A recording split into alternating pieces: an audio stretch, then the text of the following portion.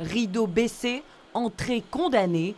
Depuis 5 ans, cet accès à l'Eurostar en gare de Calais-Frétin est devenu un lieu fantôme. 5 ans que les usagers ne peuvent plus emprunter cette ligne transmanche. Là maintenant on est obligé d'aller à Lille pour prendre l'Eurostar, ce qui est dommage, ça fait un gros détour. Pour ceux qui n'ont pas de voiture ou quoi, ça coûte aussi. En tant que touriste anglais, ce serait une super idée de pouvoir venir directement ici. Que ça puisse être une option de partir de Saint-Pancras pour arriver à Calais. Vent debout, les maires de Boulogne-sur-Mer et de Calais viennent conjointement de lancer un appel aux acteurs économiques et élus locaux pour ensemble faire pression et rétablir cette desserte. Rien ne bouge. Je rappelle que Eurostar est quand même propriété de SNCF, que SNCF c'est l'État, que l'État c'est le gouvernement et que ça dépend du ministre des Transports.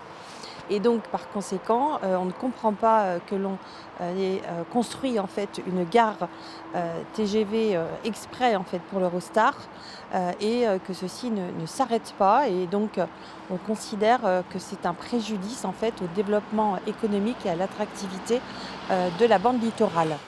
Une action que salue cet acteur local qui lui aussi milite depuis des années pour la mise en place d'un service de transport reliant la Côte d'Opale à l'Angleterre. Sur la Côte d'Opale, il y a 800 000 habitants, il y a 1 600 000 habitants dans Kent, ça fait 2,4 millions, c'est plus que Paris intramuros, donc c'est un gros potentiel qui est négligé. Un rétablissement de la liaison ferroviaire qui pourrait être stratégique sur le plan économique et touristique. On accentuerait notre présence sur les marchés britanniques, on ferait plus de promotions sur Londres notamment, puisque c'est quand même un très très gros bassin de clientèle pour nous, et notamment pour développer du court séjour, donc ça serait très très intéressant.